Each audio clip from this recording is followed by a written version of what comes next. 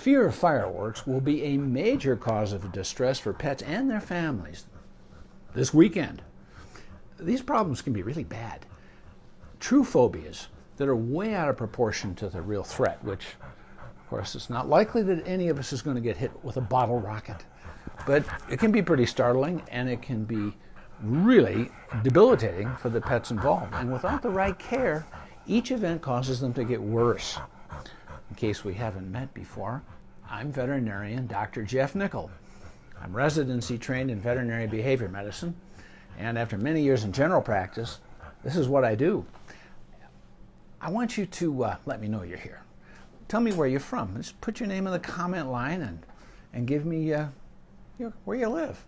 And if you have questions at any point along the way, please just put them in there and I'll stop what I'm talking about.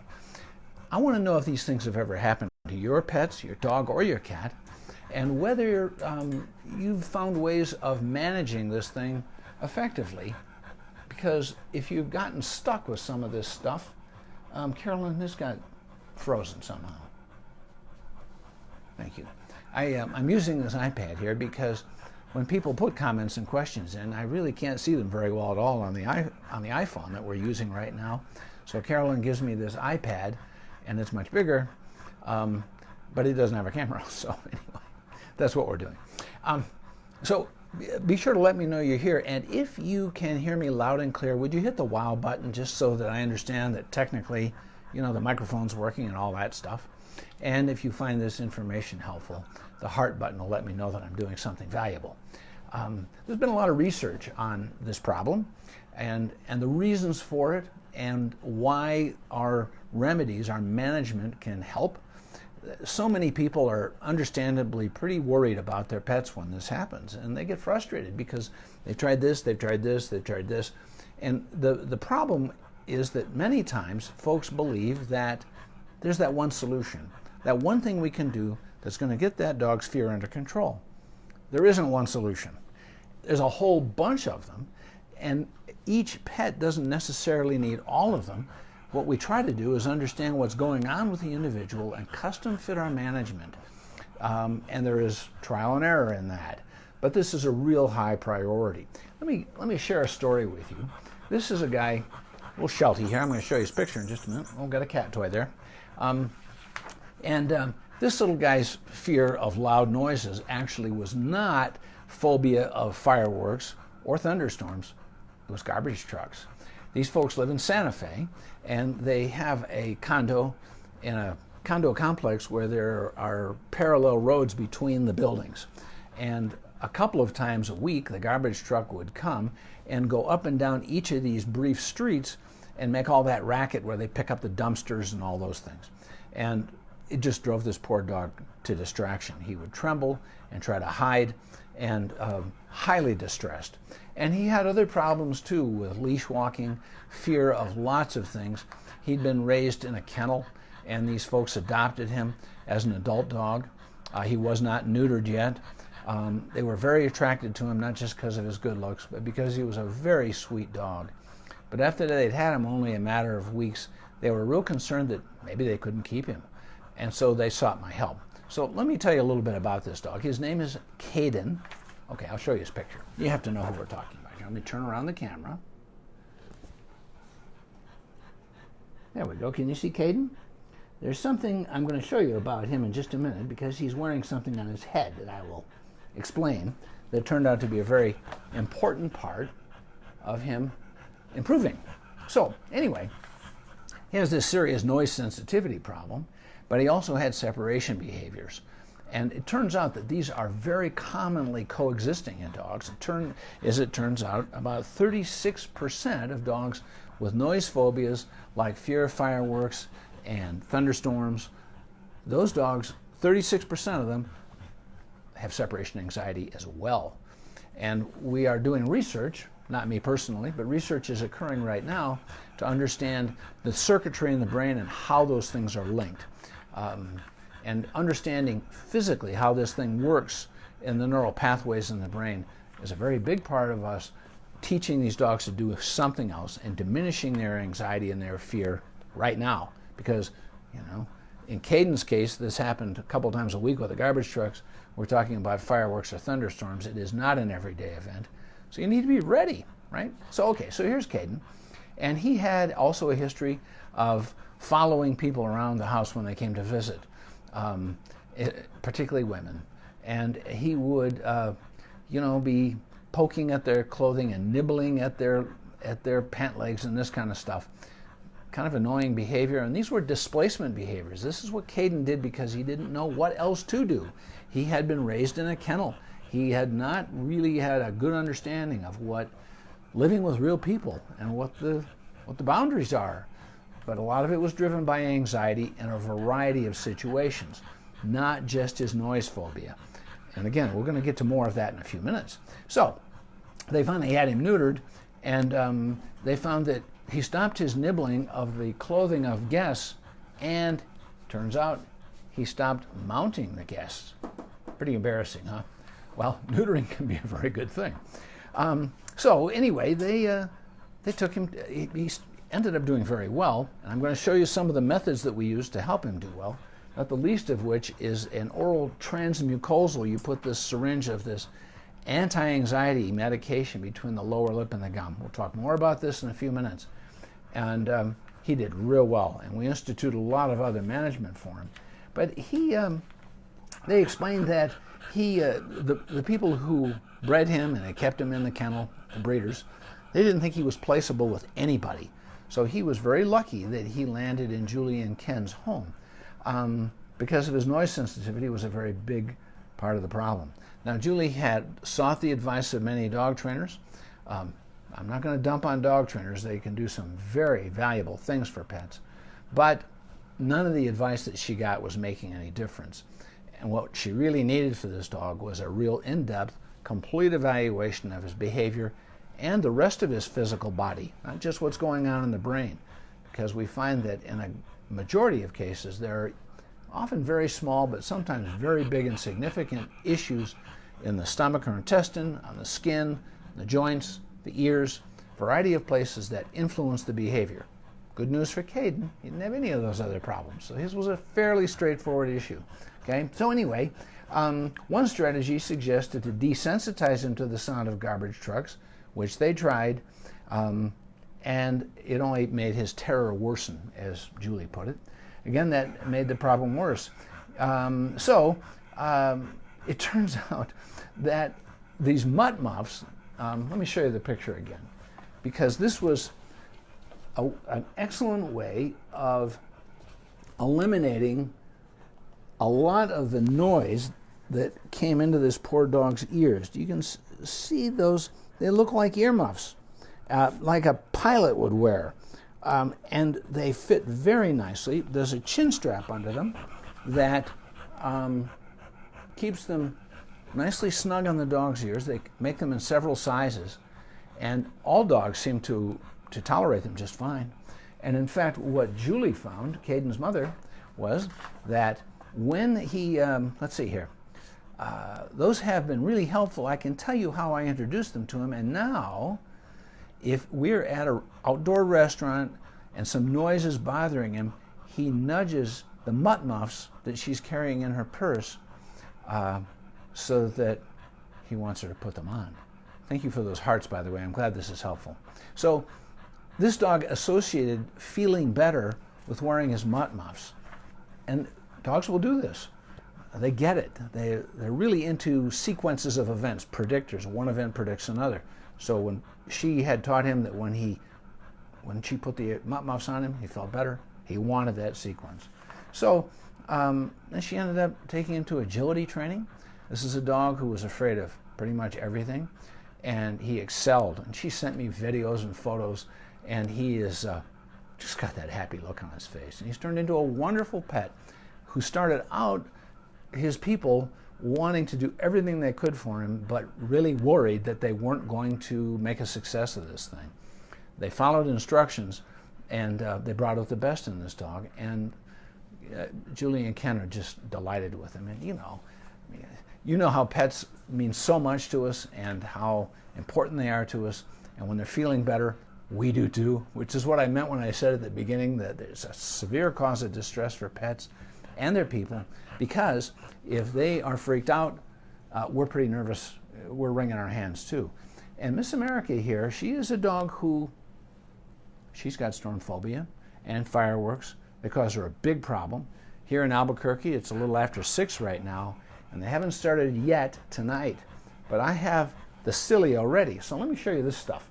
This is a prescription medication, and your veterinarian should have it. And if you need it, you should contact them immediately. Let me get my thumb out of the way so you can see the name. There we go, Cilio. And it is a very low dose of this medication called dexmedetomidine. Now, dexmedetomidine has been in common use in veterinary medicine and on the human side as a sedative. It's injectable. We can give it into the muscle or IV. Very, very safe. All veterinarians have used a ton of it by injection. And we have, this company has produced it in a much lower dose. It's one of those interesting medications where at one dose it has one effect and a different effect at a lower dose. And at this much lower dose, it does not sedate, it reduces anxiety, specifically noise reactive anxiety. So for fireworks, gunshots, I hope you don't have much of that in your life, and thunderstorms, Cilio is a great way to go. So here's what it looks like. It comes in this syringe. Again, it has no needle on it. It's got this little plastic cap here. I'll show you. Miss America, look at her. She says, you know, good things have happened with this, she says. But it's this syringe here like this, and it has this green plastic wheel, let me show you this, that you slide up and down on the plunger, and if you look carefully, I don't know if you can see that. There we go. Do you see the dots on the plunger of the syringe? Well, there's a dosing chart. Honey, baby, come on back up here. Whoa, come on up. That's a big girl. We're not quite done with you. That's a big girl. So we dose it carefully that way. And it's important for a dog to learn that, hey, good things are associated with this. Now, very often, you know, she's had vaccinations, and she looks at a syringe, she goes, oh, I don't think I like it. But here's a can of cat food, canned cat food. You can use peanut butter, almond butter, long as it's not one of those things like some peanut butter brands have xylitol, which is a sugar substitute, and that can be dangerous for dogs. But cat food, oh my goodness. She says, oh, I like that, right? Yeah, of course she does. Well, all right, if you give it orally to your dog and he swallows it, the digestive enzymes in the intestines break it down and it is useless. Nothing happens. It needs to go between the lower lip and the gum, way back by the last tooth. And she's a little fussy about it, and you have to just coax and work with the dog. But what I really strongly encourage you not to do in giving something, well, anything by mouth, don't just go to your dog and grab your dog and do it, because they say, oh my goodness, and they get frightened, and what good is that, right? Especially during a storm or a fireworks display where they're freaked out anyway. So what you want the dog to do, and I've taught Miss America to do this, she comes to the syringe, and so it's her choice. And I started out by leaving it on the floor with some almond butter on it so that she was free to investigate it, which of course she ultimately did. Okay, so right now she's just licking the cat food off this thing. And what I'm wanting to do, of course, and I'm not going to give her any right now because she doesn't need it yet. This stuff starts becoming effective, by the way, in just 20 minutes. And it's good for about 2 hours. So you can repeat it if you need to. So we're just going to let you, here, girlfriend, do you want a little bit more? Oh, look how big you are. She's quite big and brave, you see. So then what I'm going to do is I'm going to let her have a little bit of this. It's all right, honey. And I've got, you see where I've got my finger under her lip? And then I'm just going to slide it back next to her lips. I know, sweetie, you want to, there we go, back there. And I'm going to push the plunger. Again, there's nothing in this. But then I hold her mouth closed and hold her chin up a little bit for a couple of minutes. We're pretending right now, sweetie. And what's important about this is that the heat of the body in the mouth, between the last tooth and the gum, with her mouth closed, that little blob of gel stays there and absorbs across the mucous membranes, that is the gum or the inner lip, and it does not dribble out of her mouth because I have her head up, and I wait a couple minutes to hold her head up. You're very good, sweetie. I know, darling. And that way it can absorb across the mucous membrane. And so after a couple minutes, you just let her go. And I'll tell you what, like clockwork, this pupster feels so much better. And you know, most of these anti-anxiety as-needed treatments, and I'll mention a few of the other medications in a little bit, they're pretty good, but they must be started prior to, you know, the bombs bursting in air. Or if you give it while the dog's already freaked out, you just don't get much benefit. Oh, I've got a question here. Just came up here. I'll wait until it shows up on the iPad.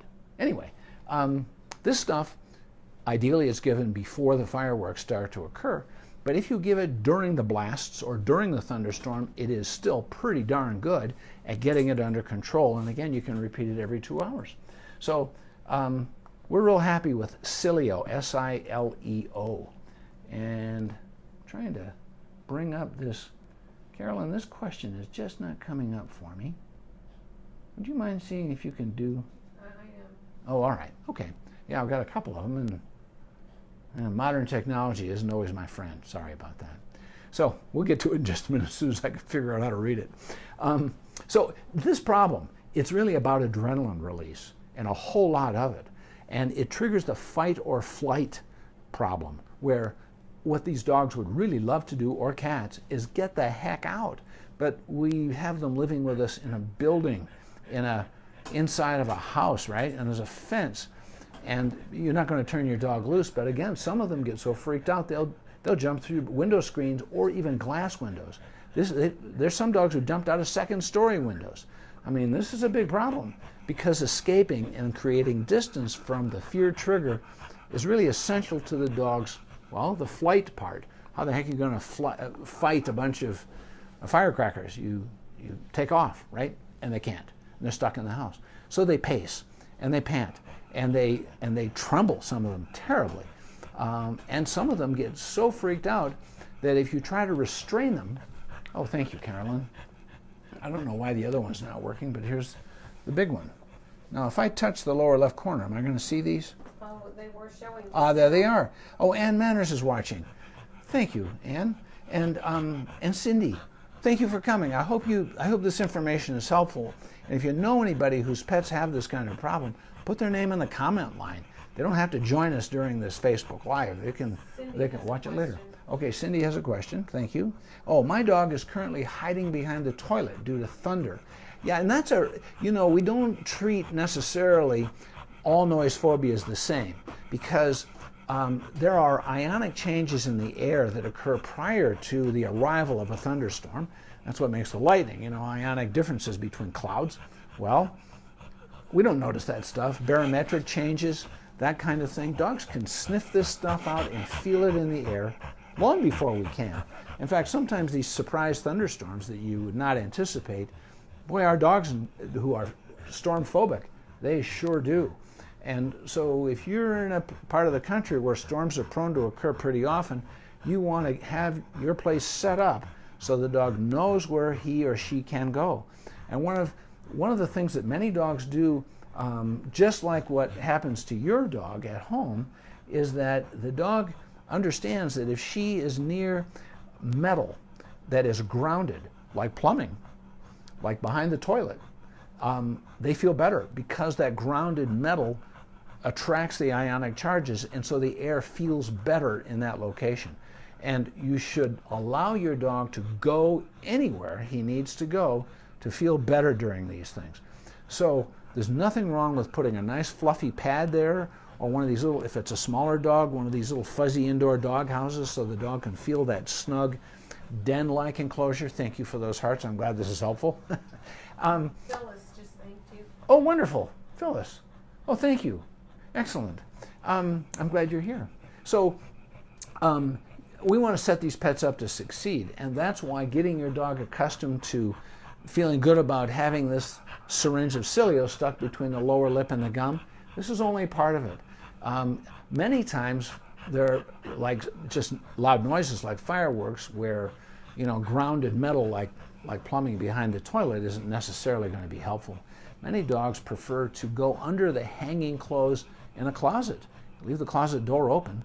If there's carpet on the floor, even better, because there's a lot of fabric there to absorb that sound. And if the closet, like many closets, does not have an exterior wall, that helps even more to prevent a lot of this noise. Draw those blinds, turn off the television, because light flashes are just more stimulus for these dogs. And those rules apply for fireworks or for thunderstorms. And you just want to make this as easy as possible. There are still a few houses in the United States that have old-fashioned cast iron clawfoot bathtubs. And many dogs will jump into those during a thunderstorm because that is really grounded, and it gives them that sense of being in an enclosed den-like thing. So if you were to put maybe a piece of plywood or something over part of the top of that tub, the dog can go in there. Now, a fiberglass bathtub like the ones that we nowadays have just wouldn't have the same benefits. Both Diane and Cindy have given you a message. Oh, okay, thank you. So Diane just got our first doses of Cilio. So glad you have tuned in to see tutorial on how to administer. Yeah, it's it's one of those things I like to suggest that people teach their dog before these problems happen, because the dog's freaking out, and also so do everything you can. Now here's some other ideas that are very helpful to many dogs. In some cases, drowning out the sound is a very helpful part of this, especially during fireworks. So one of these old-fashioned fans. Whoop, no, I still need you here. You're very important to this thing. I don't want you going away. Real noisy. Nowadays you can go to Costco and get these tower fans, and they're really nice, and they hardly make any noise at all. That's not going to help. Okay, you need the old-fashioned noisy ones, so that it's this continual drone of noise. Really helps to drown some of these sounds out. Some people have used white noise, and there's pink and brown and blue. You can download these from the internet, and they affect hearing differently. And in some cases, they are very effective for particular dogs to diminish their perception of that noise. A couple of great products that you can get on the internet. One is Through a Dog's Ear, THROUGH, throughadogs'ear.com, and they make particular music for cats as well, Through a Cat's Ear. Now here's what's valuable about these, is that they are scientifically developed to have their rhythms in synchrony with the brain rhythms of those species. And they are developed to promote what's called alpha waves. These are calming brain waves. It's very helpful in some cases. One more time, it is not the solution, not the silver bullet, but working with the sound, either drowning it out, canceling it out with something like white noise, or using this kind of music, which by the way is very pleasant sounding. We play this at home sometimes, and it's real nice. You won't have any objection to it. Some dogs like classical music, not the real heavy-duty Beethoven stuff, something soothing, but many dogs like that as well. So those things can be very helpful too. But what you don't do when your dog is freaking out is is there another question? Let me see, hold on. Darn it. There we go. Okay, we're still good. Any other questions, by all means. But what you don't do when your dog is really anxious and frightened is you don't soothe them and talk to them and kiss them and hug them. And you think, why in the heck not? I love this dog, and I do not want this dog distressed. You do not want your dog distressed. Here's the but. Member of a different species, not a little person in a furry suit. And while many of the rules of social interaction between humans and between dogs and humans are very much the same, and that's why they fit into our lives as well as they do. The but is that there are some important differences between our species, and one of those is that with dogs, if they get a response from a leader, they believe that their behavior and their emotional state of that moment has been validated. Well, the last thing we want to do is cause a dog to believe that she has earned a reinforcer for being nervous and anxious. We don't want that. So you don't have to completely ignore when your dog is really upset, but you want to be there and be a source of security. And what you can do with that dog, especially if we can successfully diminish the anxiety, and Cilio is a very good way of doing that at the time, is then you can give your dog something like, here, girlfriend, look. This is a food dispensing toy. This thing is called a twist and treat. There are lots of different food toys. The one that's best for your dog is the one your dog likes.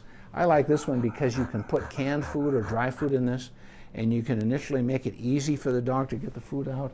They come in different sizes. Here's a much bigger one. They come even bigger than this. But you want the dog to focus on something that is natural, innate canine behavior. So if you've delayed your dog's meal, knowing that fireworks are about to occur, I mean, you're not going to starve your dog, but you delay the meal. That looks pretty good, huh? Then the dog is motivated to scavenge and forage, which is what they naturally do in the wild. And they can shift their behavior to something that is intensely and immediately rewarding.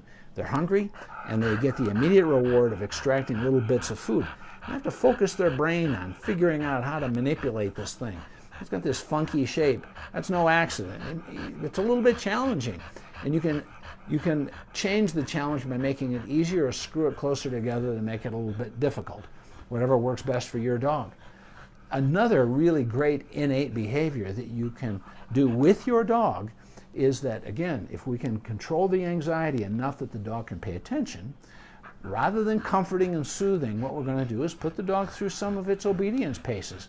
You know, if you've taught your dog silly tricks, which the internet's full of those, and I would encourage you to teach your dog tricks, because what dogs naturally do is look to their leader for opportunities to earn resources. Well, food's a big one. Dogs are sure that there's going to be a famine starting in about 20 minutes at all times. And so they'll do whatever it takes to get the food right now. Well, here's something else that dogs regard as scarce and a privilege that must be earned and that they're not entitled to, is interaction and attention from their leader. And you go, hey, wait a minute here. I love this dog like nothing else. Love and affection for this pet, limitless. Oh no, I get it. I'm the same way. Your dog doesn't get it and isn't ever going to, because your dog thinks like a dog, okay? So let's be a good canine leader. And empathy, by the way, you know, walking a mile in the other one's moccasins, including your dog or your cat, means understanding that we're not all alike. If you're empathic toward other people, you realize that they're different. We're not identical. Well, there are even bigger differences between you and I and our dogs and cats. And so let's look at the differences and not treat them like little people when they really need to be treated like a dog in our canine social group who is lower status than we are. We are the leaders, and they feel much more secure if we treat them as they need to be treated, which means that they can have all the affection and love that you want them to have and that they want to get from you if they earn it every time, which you can have fun doing. So if your dog's anxious and you put her through her paces and have her sit, down, heel, come, jump through a hula hoop, roll over, whatever these tricks are, and that dog says, wow, I'm earning these interactions from my leader. I'm focused on my leader, I'm getting little treats and food rewards, I'm getting pets, I'm getting praise, and wow, this is pretty good. And if you do that pretty consistently during these noisy events, ultimately the dog can start to say, gee, I kind of smell a storm coming, or uh-oh. I took Miss America last night for a walk. It was about 8:30. It was just, the sun was setting here in Albuquerque. And as I left, I thought, what's that in the air? Well, then we heard a couple of pops and booms. That was the smell of these darn fireworks. I guess it's gunpowder or something, right? Well, she recognized it much sooner than I did, or her sense of smell obviously is much superior. But we just turned around and came home. I was looking forward to a hike on the irrigation ditch, and she was too when I got out the leash, but we only got probably 100 yards away from home, and this dog was not happy. We came right back home, and I immediately gave her a dose of Cilio. You know, you do what it takes, but you're prepared. You're ready, okay? So, you know, there are other things that can be done. You know, you'll read about desensitization and counter-conditioning. This is when you say, all right, I want this dog to be less sensitized to the racket, whether it's fireworks or thunderstorms, and so you can get these CDs and you can play these things at very low volume, maybe in the next room, and the dog says, okay, I guess I can accept that, and they're working on a food toy, for example, and then over many, many sessions, no more than twice a day, only a few minutes each, You increase the volume a little more, and you gradually try to teach the dog that, okay, now it's getting pretty noisy and you're still okay. And these things are very well founded on learning theory, but they are tedious and repetitive, and you have no business even trying to do it during storm season or during July 4th weekend.